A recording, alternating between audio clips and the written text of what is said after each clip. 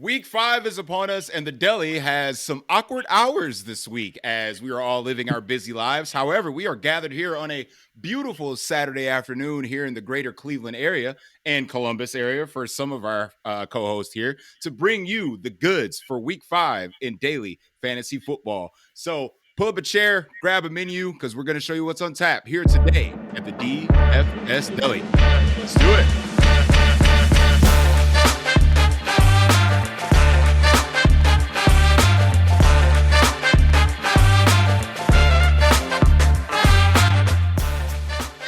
And welcome into the DFS Deli. I, of course, am the proprietor of this delicatessen, Salih Ali Shahid, and I am joined today, again, on a wonderful Saturday afternoon by my friends, Chill, Baker. Baker showing up before work, Chill just hanging out, gonna play some Pokemon Go later with the boys, you know what I'm saying? I'm gonna hang out with my lady friend tonight, do the thing on the Saturday. We got ownership projections. We got everything that we don't normally have on a Saturday when we normally show on Wednesday. So some things have been going on in the personal life. You know what I'm saying? One of my daughters got sick. Then the other daughter got sick. She got poison oak, so her face is swole up like a pumpkin.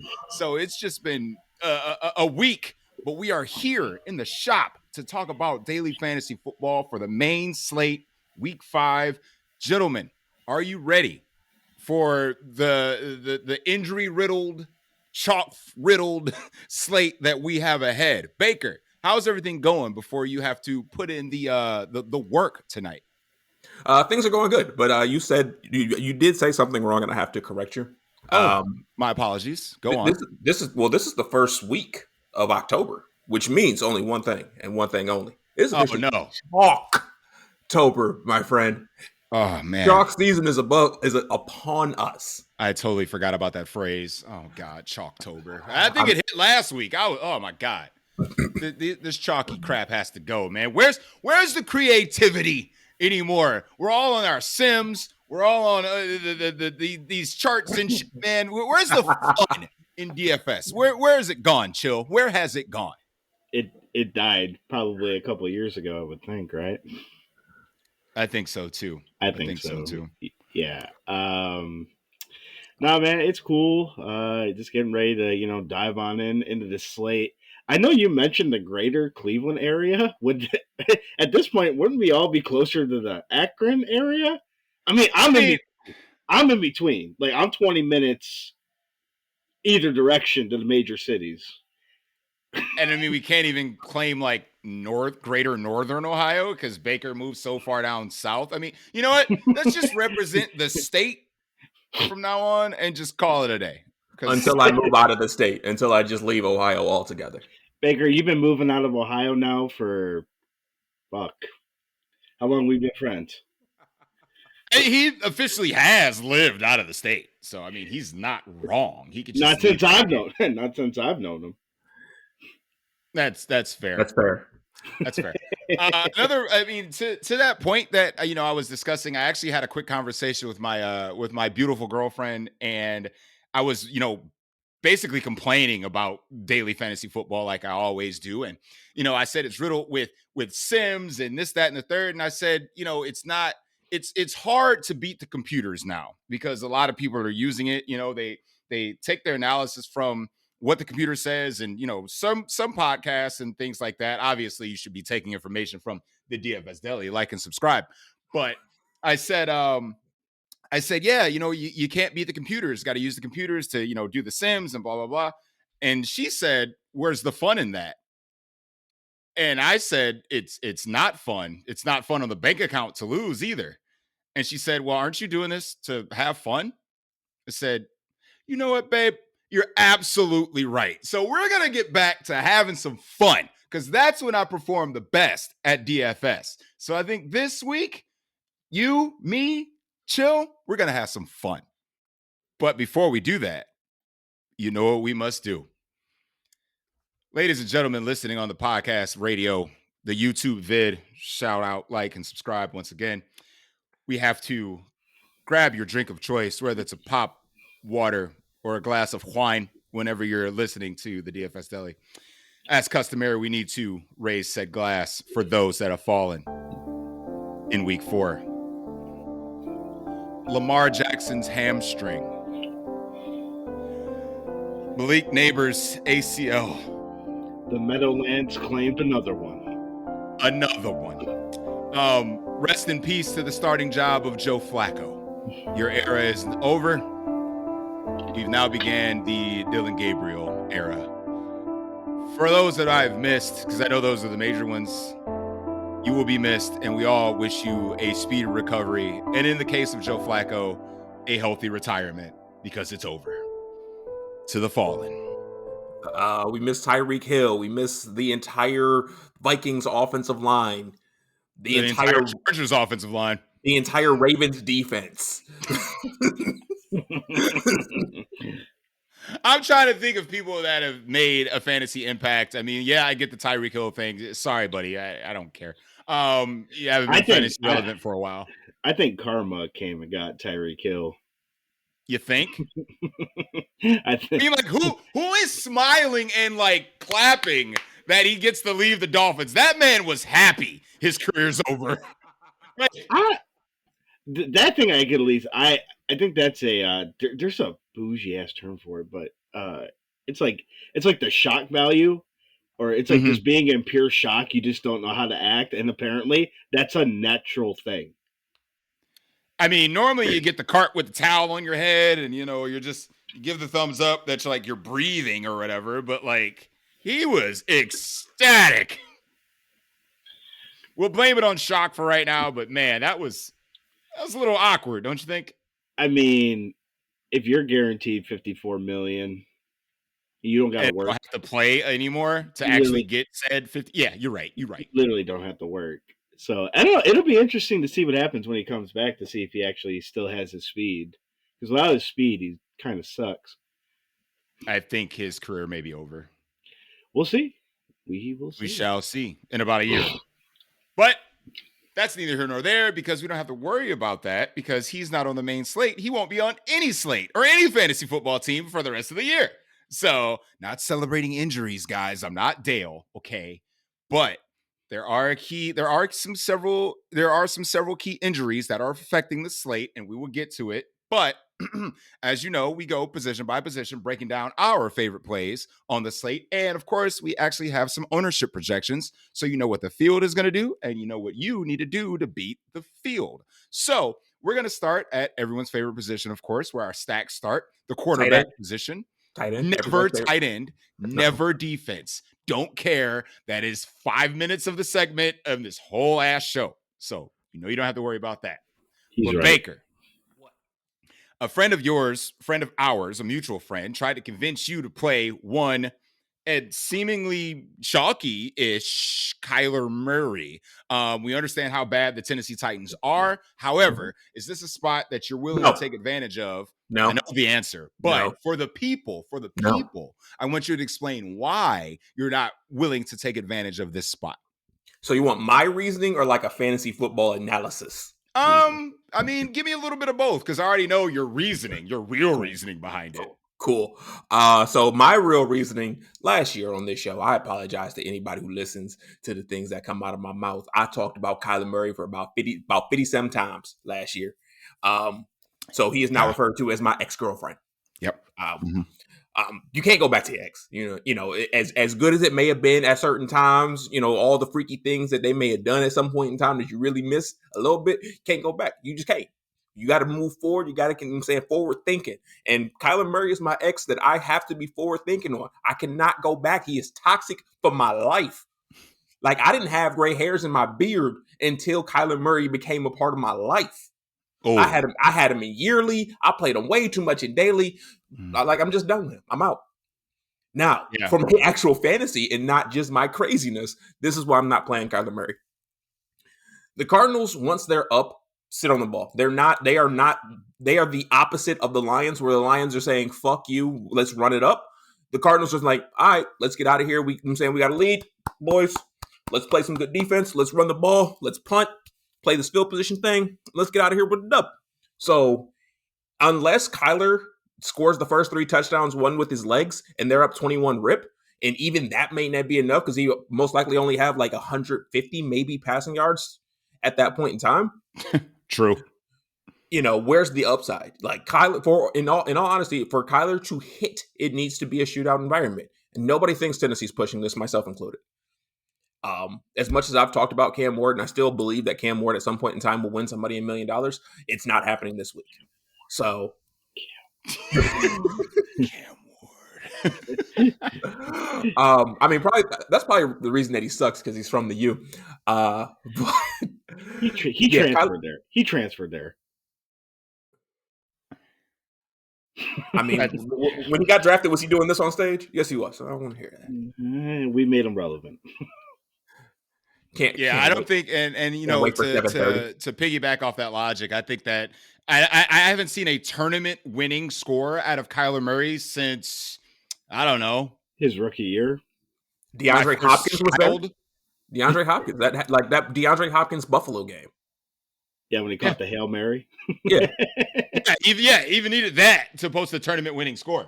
So, no, I'm 100% with you on that one, man. I just think we need to debunk some of the chalk, like poke holes in that before we actually exploit who we, want to play. So, Baker, continue on. Who are you actually playing this week? I will give one added point to Baker. Tennessee is really bad against running backs. They are like probably the fourth best team to play running backs against. So that would be another reason. I mean, we saw Woody Marks last week against these guys kind of get loose.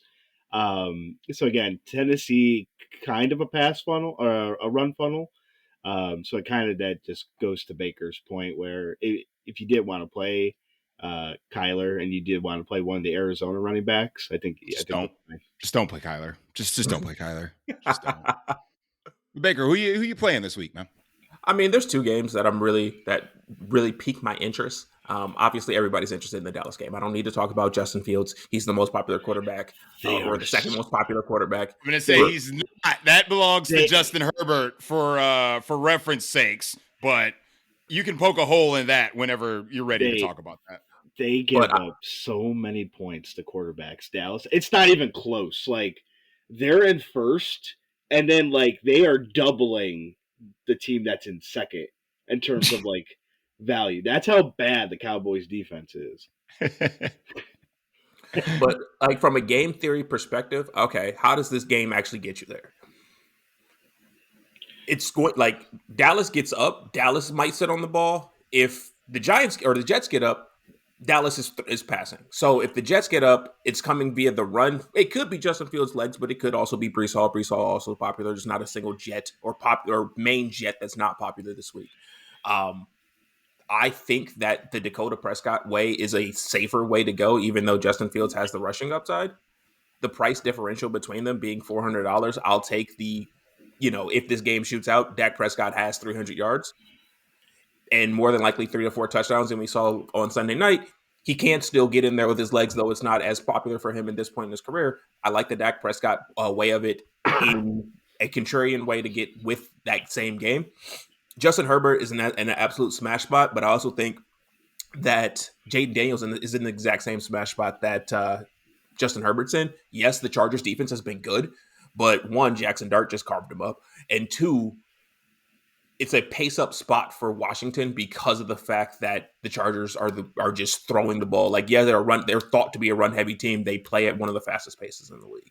So you're getting the ball back to Jaden Daniels faster and potentially more. That game can shoot out. Justin Herbert's also very popular. Nobody's going to Jaden Daniels. So those are two of my favorite plays, and those are two of my favorite games overall. Definitely taking the contrarian route because, as you mentioned, the ownership projections on Dakota and on the other side of the token on the other game. No, I mean, there's no one's playing it. Like, everyone's going to be scared off Jaden Daniels because he's returned from injury. There's no F1 this week, so it's going to be Debo and all Debo. And if you get frisky, you can play a little Zach Ertz, but he's tight end, and we don't talk about that on this show. So I like the contrarian calls. I mean, and the funny thing is, it's like a hybrid between what we used to do for Saturday nights, with the secret menu, and then the early, the preview show. So this is like a nice hybrid to bring them all together. So I like the contrarian takes, Bake. I like your logic on this. Chill, where you headed at QB? Yeah, I mean, I'll probably definitely have a Justin Fields lineup. I don't see how you don't have one. Again, the Cowboys defense is just so terrible. I mean, I do like a couple of contrarian guys. I mean, I'm probably going to play CJ Stroud against the Ravens. I understand that their offensive line is terrible, but if there's a team for the get right at quarterback spot, it's definitely against the Ravens. Again, you got was it Cooper Rush in there? So again, the Texans defense could get turnover. Houston's No. defense could get turnovers. Um, I mean, and I think the bring back is pretty easy if you do stack the Texans. I think you just play Derrick Henry on the other side and you call it a day. Because I think you're going to see the Ravens get back to their old ways. Even if Lamar was playing in this game, I think you would have seen them get back to their old ways. Obviously, it's Pat Mahomes and the Chiefs, but we saw Pat Mahomes, look like Pat Mahomes against this defense. They're down, I do believe, like 7 starters in all total when it's all said and done. So I do like Stroud this week. Again, Baker touched on it. Fields is going to be the most popular quarterback on the slate.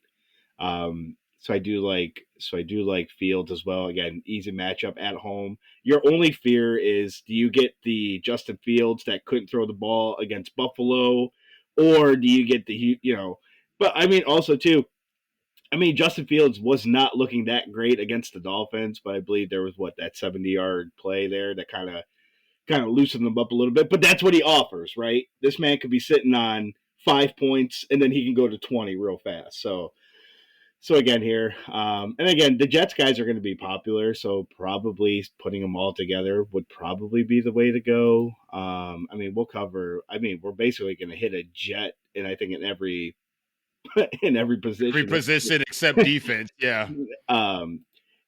So taking a look at that, I think Justin Herbert is interesting. I mean, we saw Michael Penix last week carve this up. The Commanders have no pass rush whatsoever.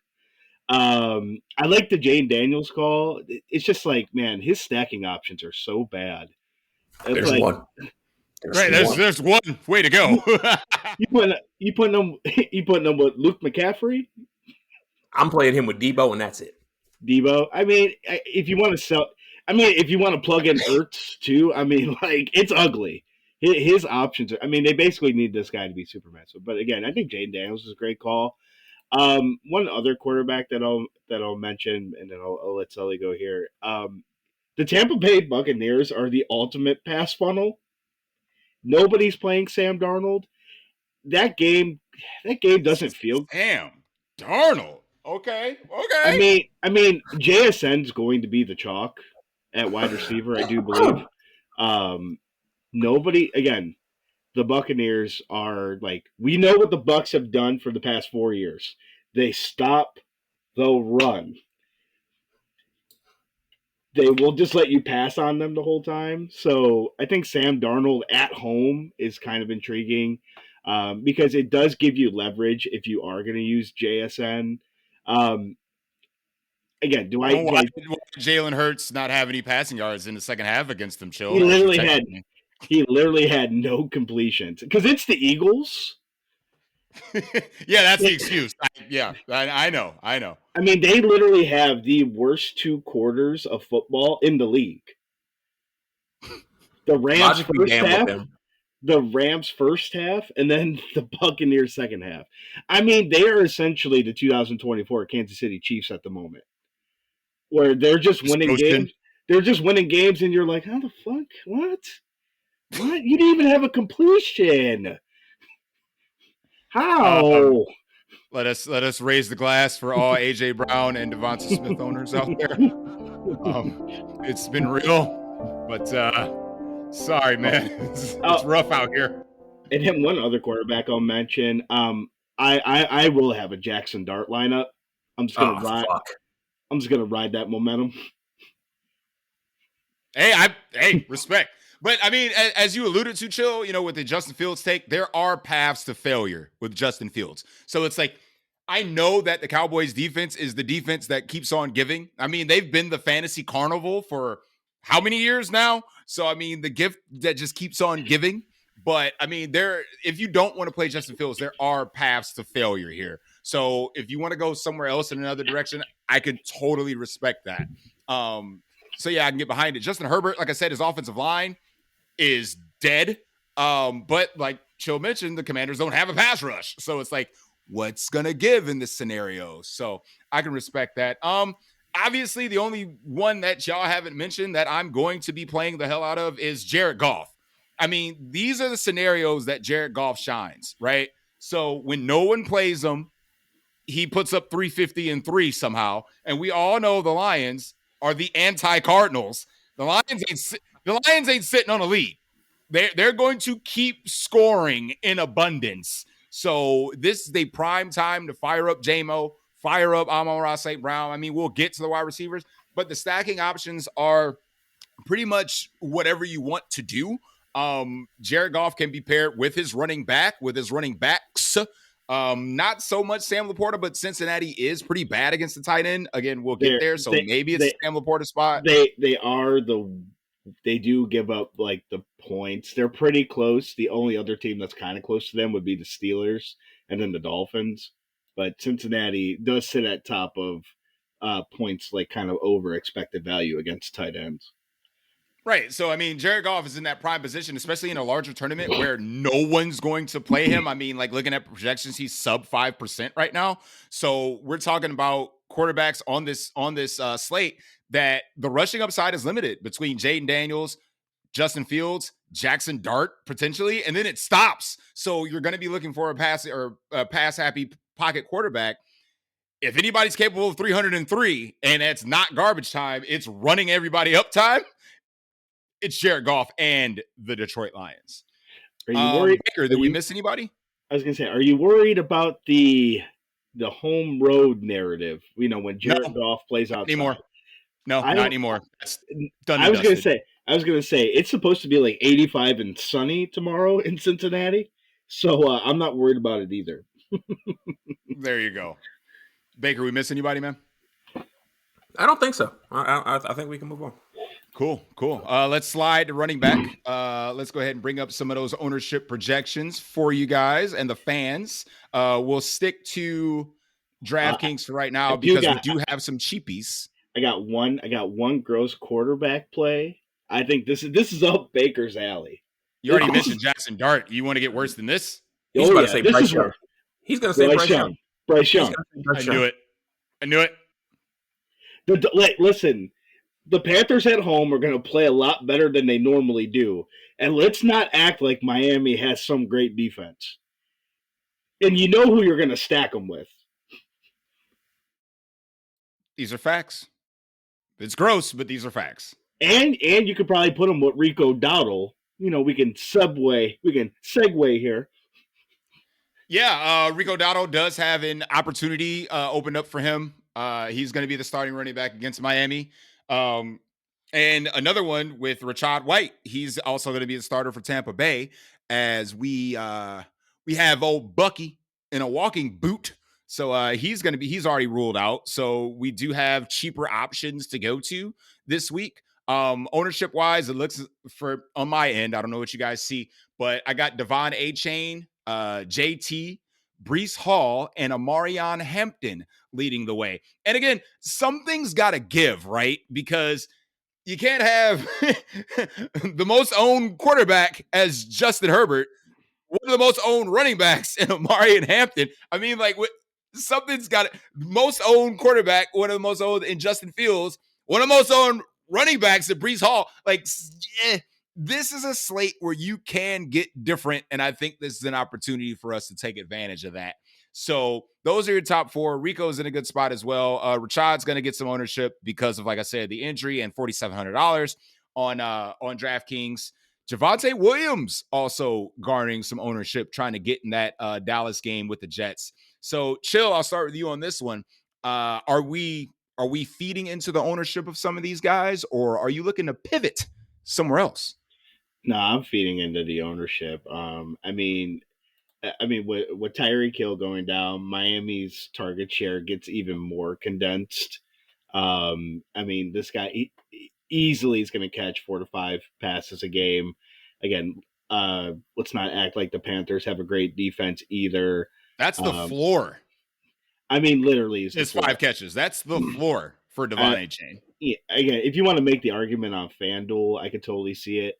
Again, here, Cincinnati. We just saw Cincinnati, I believe, give up 100 yards to Dobbins on Monday night. Um, Obviously, there is I think both Detroit running backs are in play. If you don't want to play Gibbs and you want to go down to Montgomery, I think that's fine. He does have like an incredibly like a feel good story narrative with David Montgomery, I do believe, in regards to his sister. So, I think Dan Campbell is going to try to get him a touchdown. So, if you do want to play the narrative on David Montgomery, I think that's fine as well. I don't think anybody's going to be playing him. So, if you do want to pivot away from Gibbs, at that point. But I mean, you can just literally insert any cheap guy you want to make it fit. I think they all make a ton of sense between Dottle, Rashad White.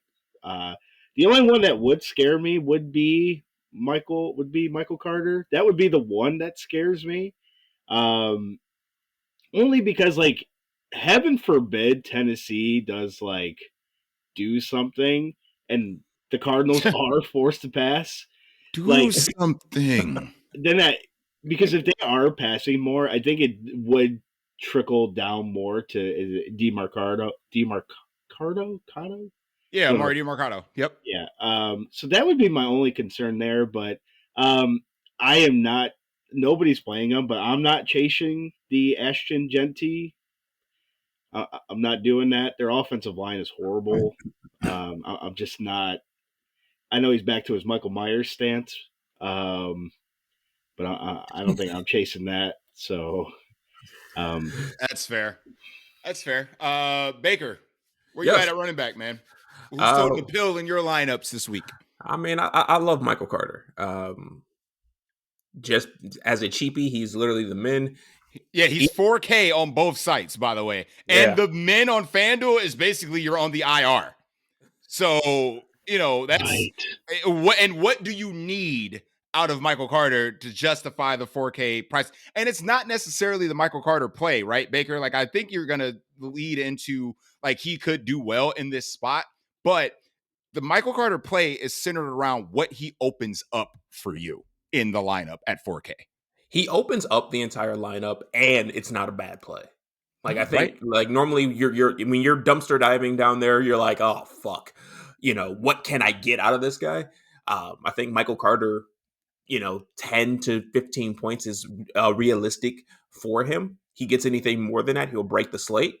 But I think that's a realistic expectation for him. And at that price tag, I'm perfectly fine, because he can show me the world. And somehow, because people are just not sure which Cardinals running back to play, neither one of them is garnishing any ownership, which in that thought process just makes it that much better with him being the cheapest option of the cheap options.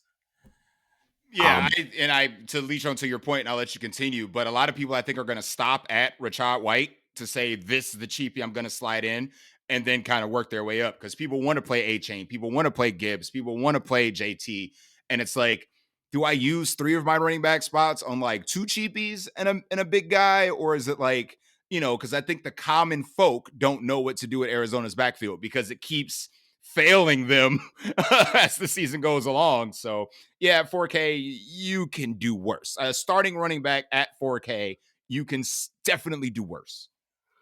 I mean, I think Jonathan Taylor, pound for pound, is the best play, just because like he is the Colts offense.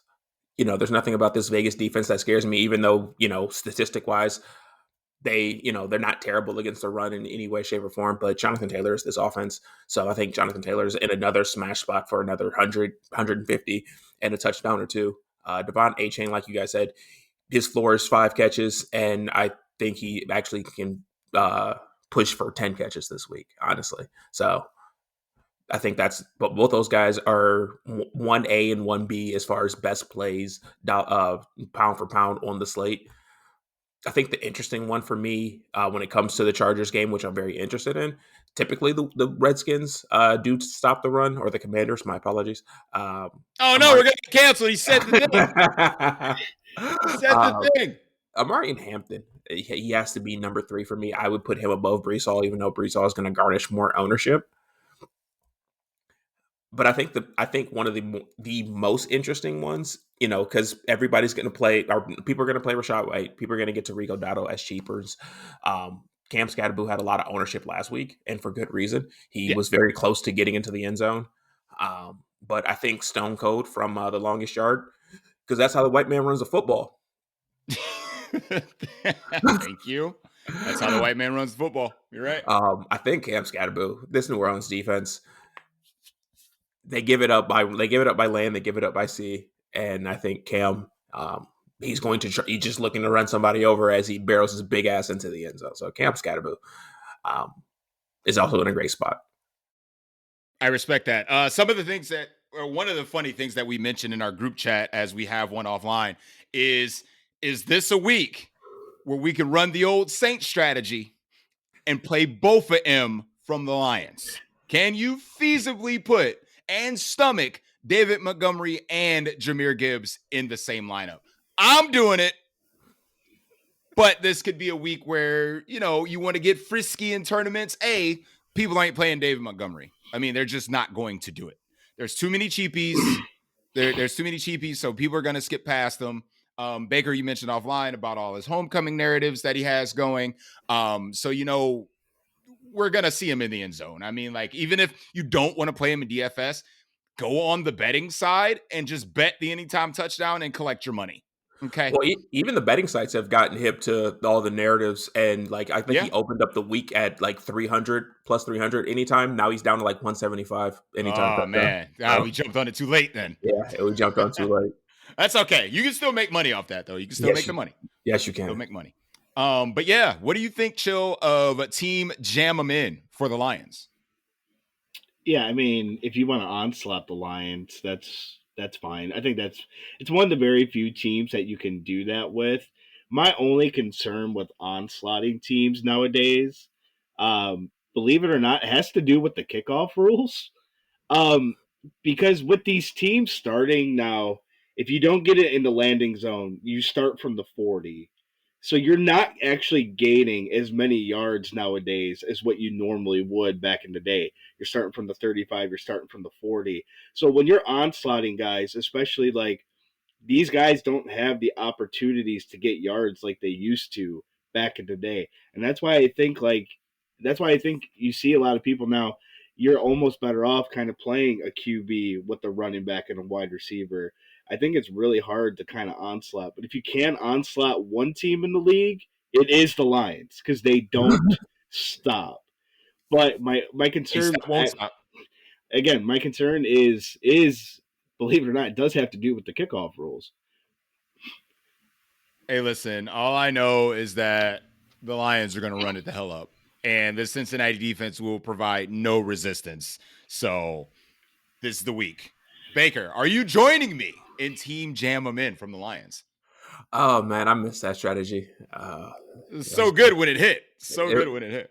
And that offense was just literally just those two primarily too. So it made it that much easier to do it on a week to week basis. Because you knew, like, all right, it's Alvin Kamara, it's Mark Ingram. Their points are coming from those guys. Yep. It makes it a little bit more difficult because the Lions do have so many other weapons that they can get into it. Obviously, we kind of hinted at the fact that we're not really interested in Sam Laporta, but would it surprise anybody if Sam Laporta had 5 catches for 40 yards and 2 touchdowns? I'm playing Sam Laporta. I'm playing. No, it wouldn't surprise me at all. So, like, for that reason, I'm less intrigued by it.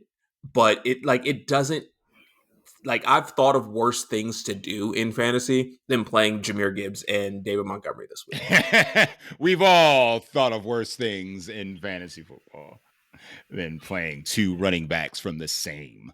I will say before we go to wide receiver, I'm interested in playing 2 old, veterans here in the fantasy game of Derrick Henry and Alvin Kamara.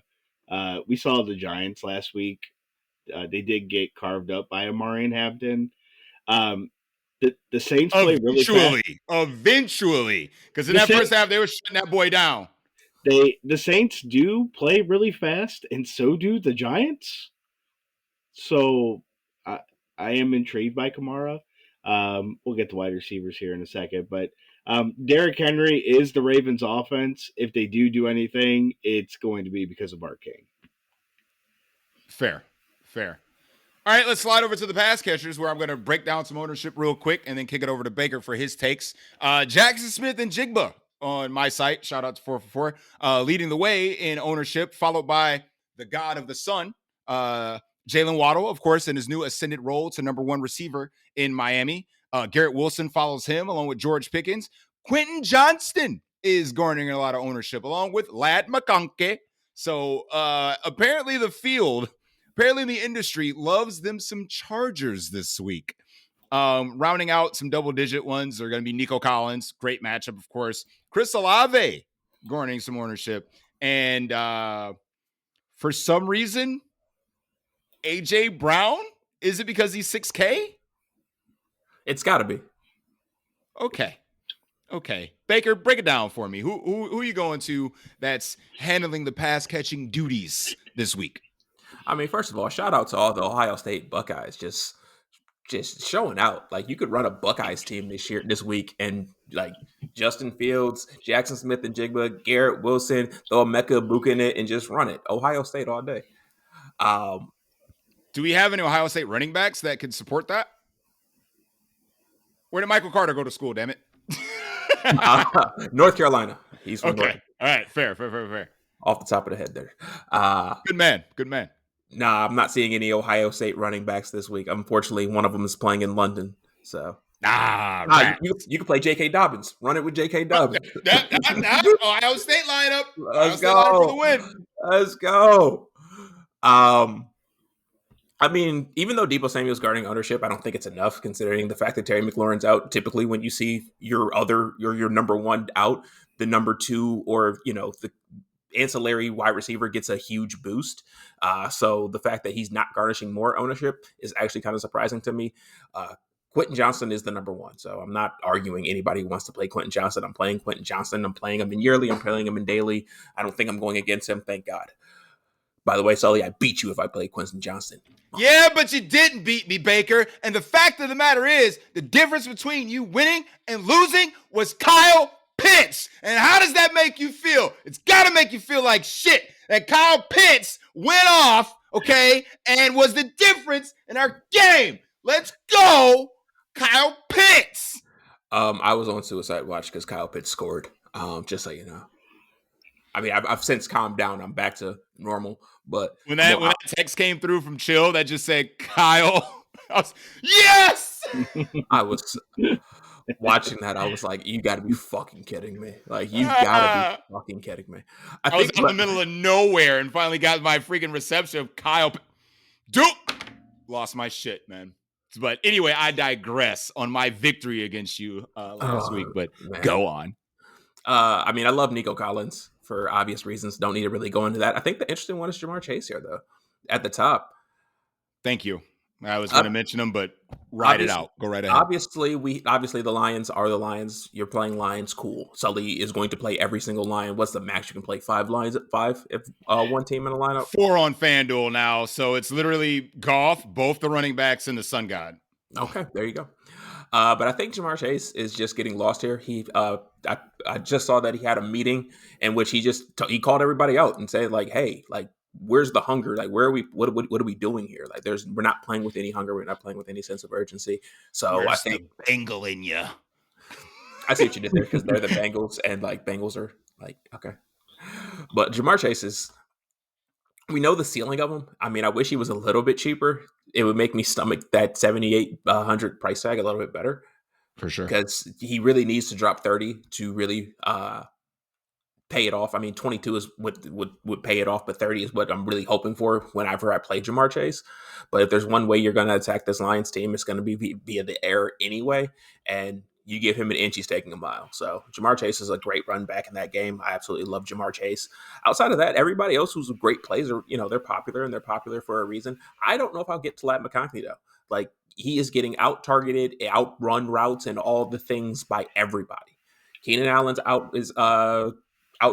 equal or out-targeting him. Quentin Johnston is the clear number one. And when it comes to end zone and red zone targets, what does he have, 2 on the entire year? It's absolutely insane. I So will make a small argument for him. Again, you don't have to play him because the other two wide receivers are doing great as well. Um, so again, this is allegedly, and again, this is through the Vine, through the news, but um, through somebody that I do follow. They did say that Ladd has been injured all season. They are just not putting him on the injured report. Um, so that's a lot of the reason why he could. I will also say that the Commanders are dead last against slot wide receivers. So with Ladd going more into the slot potentially, um, I mean, it's either this game or never, right, for him. And at 5,500, I think that's the only reason why he's popular is because his price is so cheap. But um, again, the other two wide receivers make total sense. We know there's probably, I mean, Johnston averages like 3 to 4 YOLO balls a game. So, and we just watched, the Falcons carve up this defense. So again, I totally get it. Um, obviously Ladd and Keenan aren't garnering as much ownership as he is, but that is the argument I can make for him. Now, again, you go look at Ladd's stats; they're horrible. All right, as somebody who owns him in fantasy football, it's been rough. It's been real rough, but those would be the couple points that he is getting healthier, and the Commanders are really bad against slot wide receivers. And Baker, kind of leeching off your point to the Jamar Chase thing, because I'm loading up Jamar Chase in the Lions on slot stacks, is that the Lions aren't healthy in the secondary. They lost 2 more cornerbacks last week who are officially out for the game. They're literally starting guys off the practice squad in that secondary. And we all know that Cincinnati's going to get behind potentially early. And I know Jake from State Farm hasn't looked great, but he did have, a decent game when he came in for an injured Joe Burrow against the bad secondary. The Lions are a bad secondary. I mean, A, they're hurt, and B, they're not playing well. So if anybody's going to produce on this side, I would be fine with, even if you can get to T. Higgins, that's great. But Jamar Chase is the one. And again, if you need something to differentiate your lineup from the top, I know it's expensive. I know it's going to cost you a little bit, stomaching that price tag. But if anybody can smash a slate at the top, it's Jamar Chase. So I would say I have no problem loading up any time I can reach to Jamar Chase in this particular scenario and in this matchup. So I can get behind that take. I was very high on Jamar Chase this week, and I'm gonna stay that way leading into the finalization of lineups tonight as we get into the rest of the plays. So Baker, go right ahead. one last play. Speaking of corners being out, made me think of it. Seattle's number 1 corner. He's out. He's not gonna be playing this week either. So I think Emeka Egbuka is he's done nothing but show the fact that I'm living up to the hype that everybody was giving me this preseason. It was a tough matchup last week versus the Eagles. Still showed out. His price tag has continued to go up, and I think this isn't the highest that we'll see it. I think by in the season he'll be in that 7.5, pushing 8K range depending. So I think you're still getting a little bit of a discount on him at 6.9. Emeka Egbuka every week, bro. But yeah, and I think that's also a fun way if you're gonna play the Jackson Smith, my ninja side of it. Just like I said, just run your Ohio State trio: Garrett, Jackson Smith, Emeka Egbuka, and just let Ohio State lead you to victory.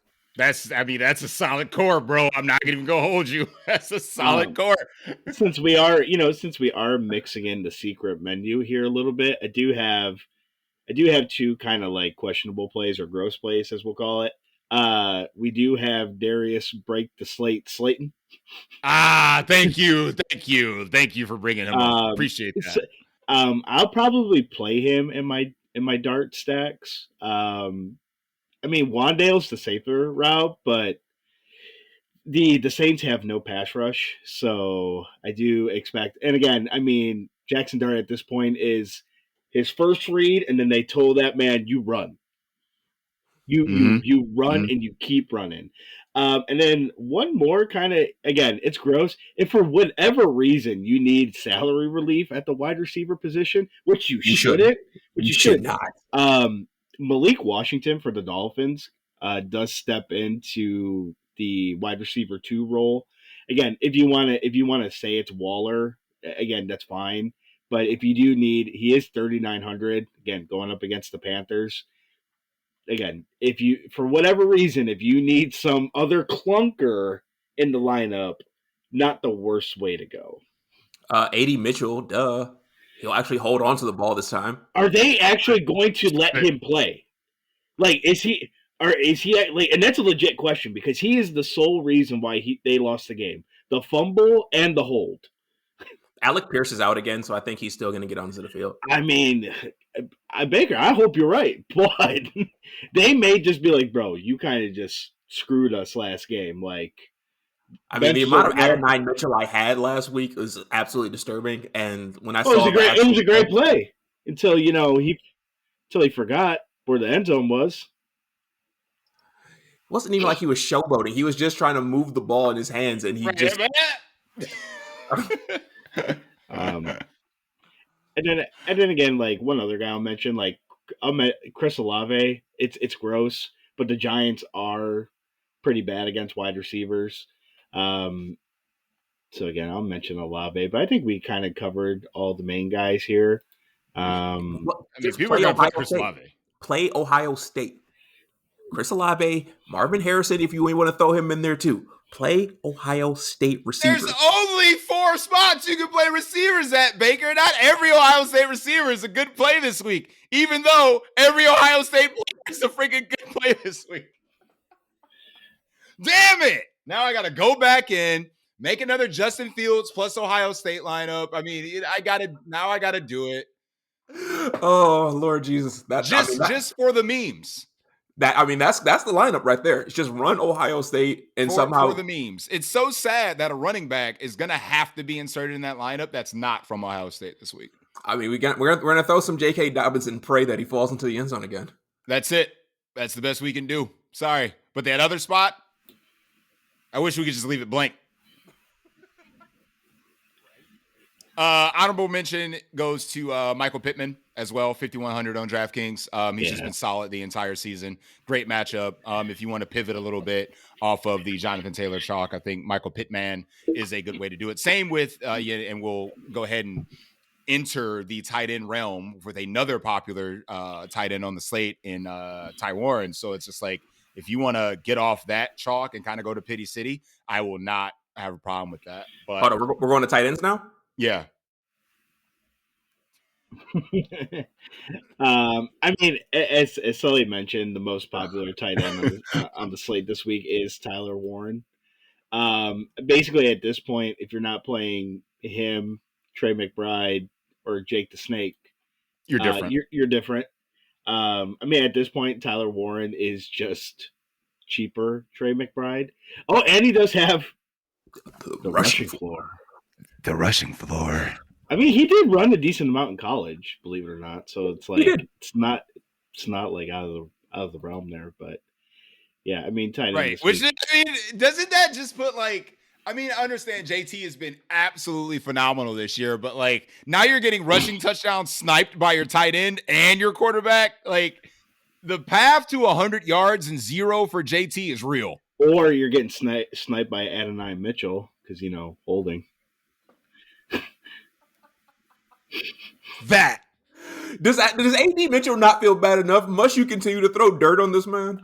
I'm not throwing dirt if it's true. Stop! He's already dead. Like, if I was like legitimately slandering him on some nonsense, that'd be like I'd agree. Like, hey, everything I'm saying is factual. So disappointed in you. So disappointed in you. I think you're disappointed. I think you're disappointed in him for dropping the ball on the 1-inch line. I am. Yeah. I so am. Yeah, as Chill alluded to, man, you don't play those top 3 guys. You're different. The one interesting one, as we mentioned earlier in the show, is probably Sam Laporta. He wears a Lions. He wears a Lions jersey, so he's in play. Cincinnati absolutely atrocious against the tight end. I think it'd be one of those games where we wouldn't be surprised if Sam Laporta goes 4 for 50 and 2. Like, no one should be surprised if that's the stat line. So if you want to get off a little bit of ownership from those top guys, I think Sam Laporta makes an interesting bet. Same with Juwan Johnson. If his ankle holds up and he's able to play, I think that getting into some of the New Orleans side of the offense could be a good way to do it with Juwan Johnson. He still remains relatively affordable. And then another guy that's been increasing his target share week by week by week is the sperm of Mr. Taylor. So we're talking Mason Taylor in this one. I mean, we went with 4 for 55 something last week. So like as his target share continues to increase, I think that option 1A, of course, is Garrett Wilson. 1B is Breece Hall. And then everybody else belongs to Mason Taylor. I mean, so he's if you want to get cheap, he's 2,800. I do believe this other guy is cheaper, and he's actually $100 more. Tommy Tremble against the Dolphins. The Dolphins are not really Tommy Tremble.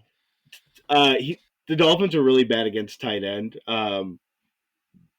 So just gonna point that out there because I believe Taylor had a good game against Miami on Monday night. So he did. So Tommy Tremble again. The Dolphins defense is just putrid. So if you really want to get different and you're not concerned with the injury because he definitely is injured, nobody's playing Brock Bowers. It's gross. Again, it is. We are dipping into the contrarian part of the show. Nobody's playing Brock Bowers. Again, we know he's capable. He's hurt. He's capable.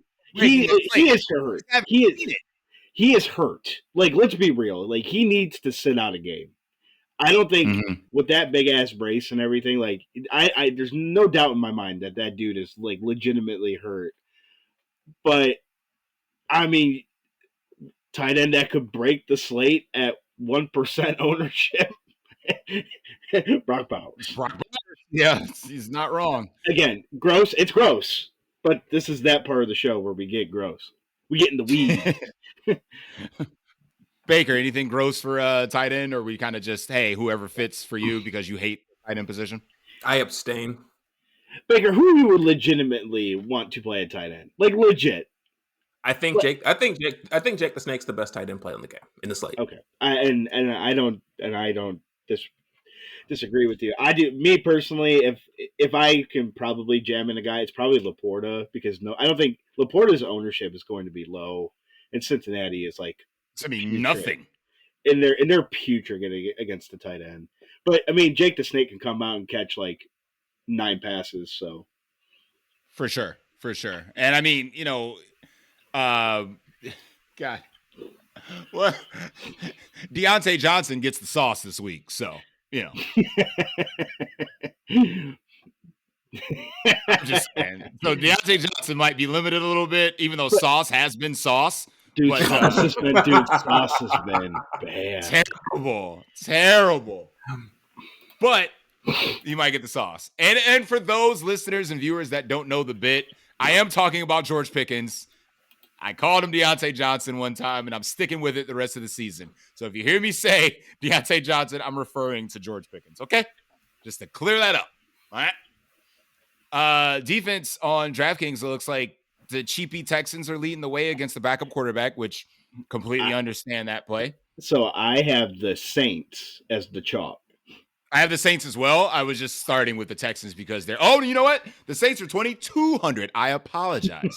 So, yeah, the Saints defense leading the way right in front of the Texans.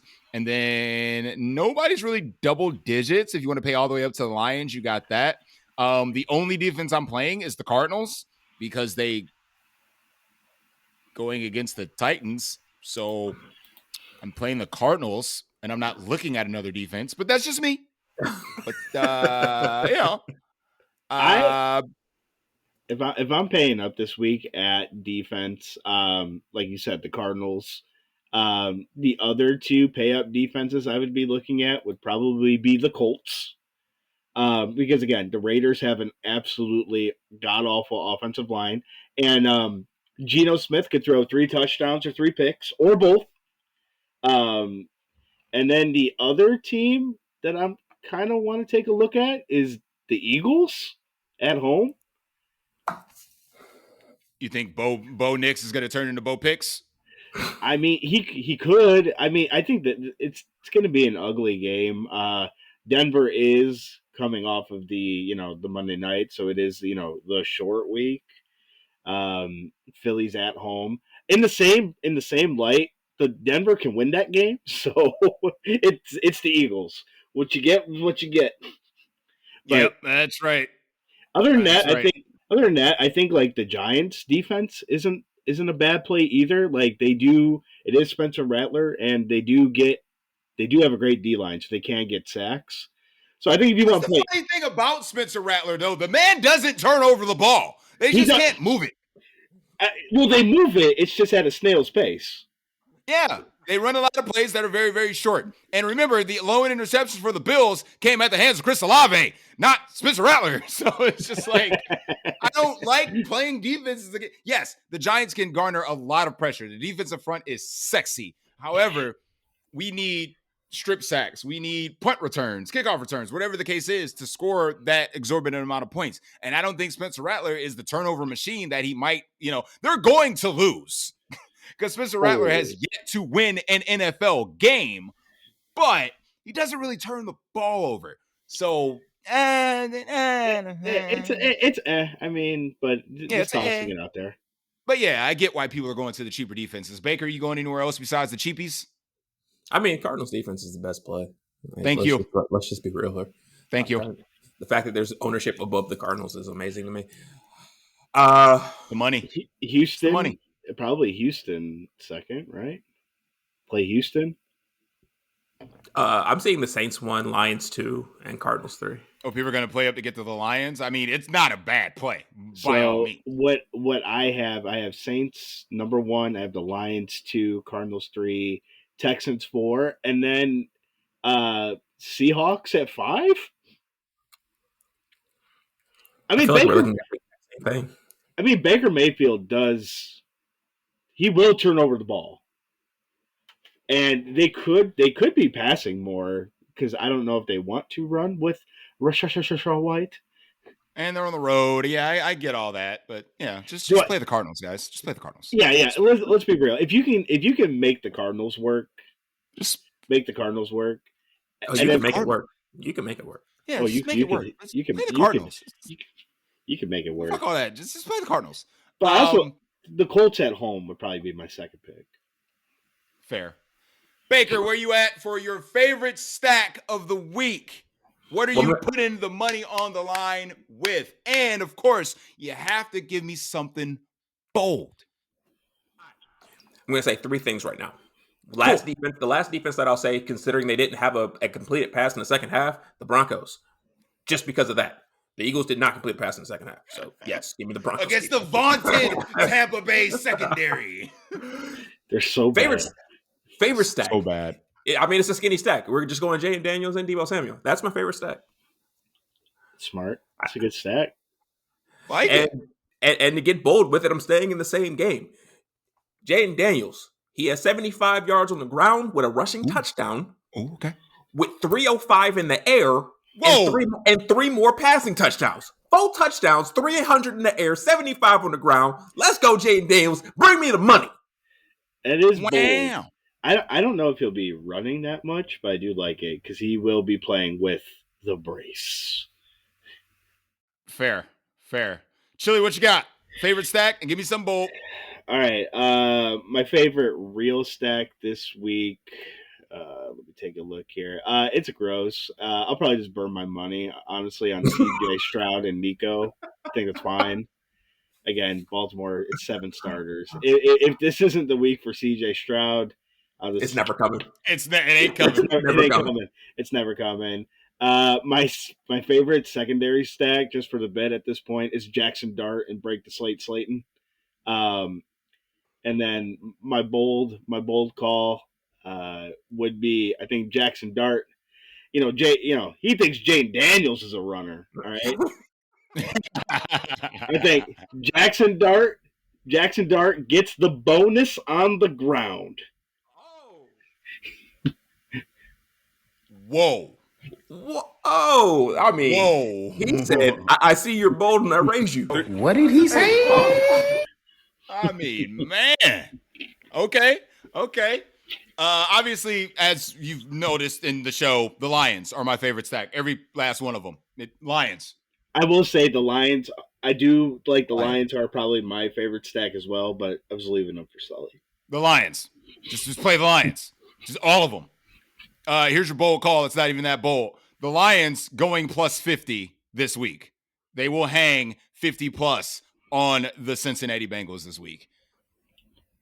And both David Montgomery and Jahmyr Gibbs are going to be plus 25 DraftKings scores.